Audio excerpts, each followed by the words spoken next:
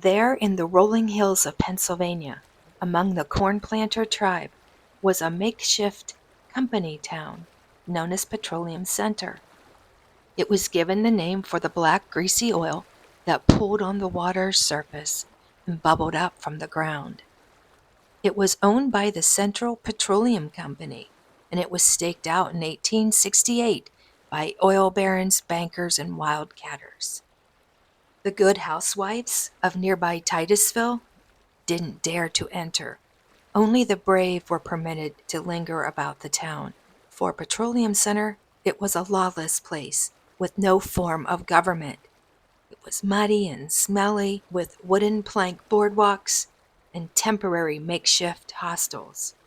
Sewage ran in the streets. The small creek that glided between the two villages in the once silent valley, where the water could lull one to sleep, was transformed overnight into a bawdy town. And the creek glided among creaking pumping jacks and noisy steam engines. It was all before the faint train whistle in the night and the rowdy teamsters coming back from a long hard fight. Vice in every form flourished, and at its height it boasted opera houses, banks, saloons, and brothels. And there who lived among them were the brave merchants and the pickpockets, the gamblers and the thief. It was a wicked little town. And not far from the center, perhaps 6 miles, is another man-made oil town, the very first of its kind there among the high hills, which for about 1 year was the richest hollow in the world in 1865. Pithole was its name.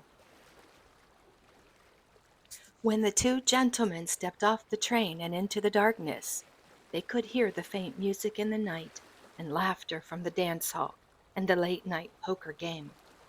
For no one but the brave and the very rich this way came. Welcome to Liberty Street, where we walk into the past using historic newspapers to tell the story of the men and women from the early days of oil. Today, we will meet our first players on the Standard Oil Monopoly Board, a man named Bostwick and his young apprentice named Seep. Bostwick was born in Rome, New York, and moved to Cleveland, Ohio.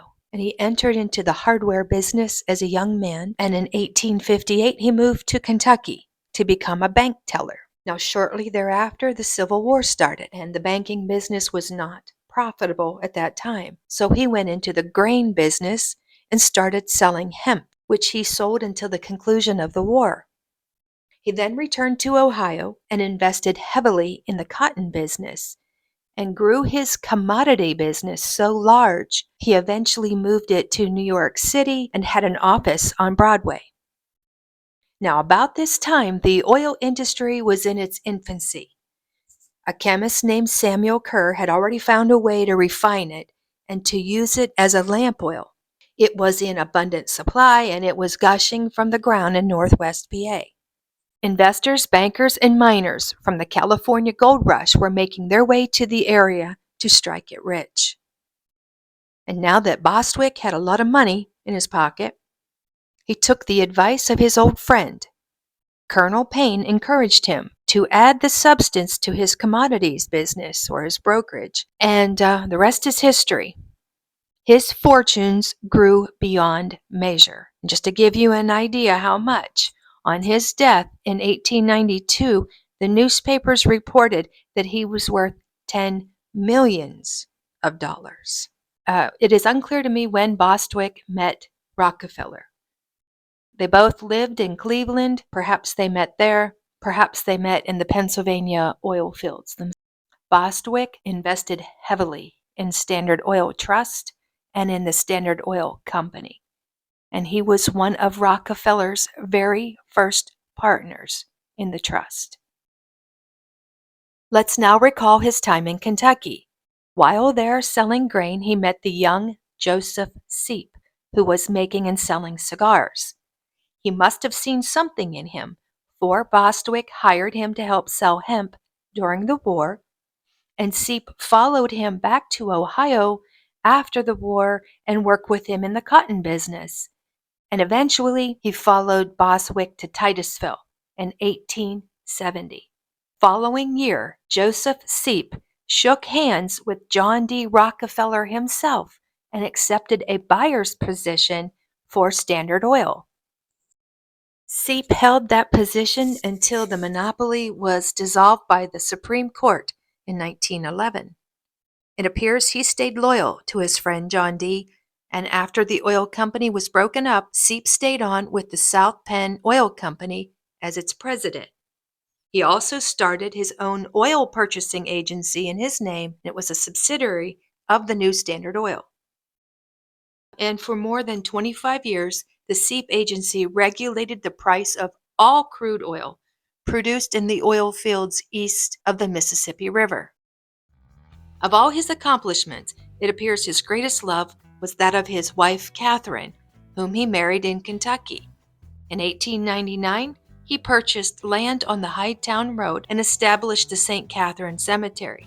He spent $50,000 in improvements and then presented the cemetery to St. Titus Church. Today, near the entrance, is a beautiful statue of St. Catherine, which cost him $8,000 to construct. He named the cemetery after his wife and presented the statue in her honor.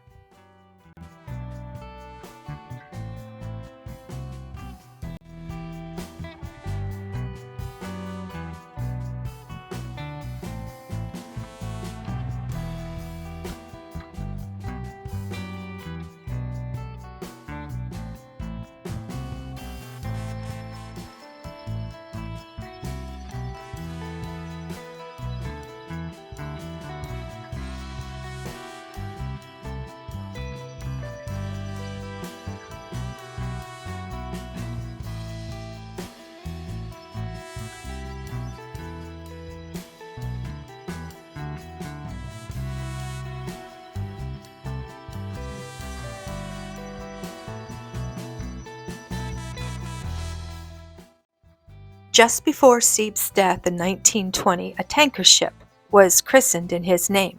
The SS Joseph Seep was a tribute to his prominence in the oil industry, perhaps to all the barrels of oil shipped from the east coast of America to all nations overseas. I'll be back tomorrow with a story about the ship. That's all.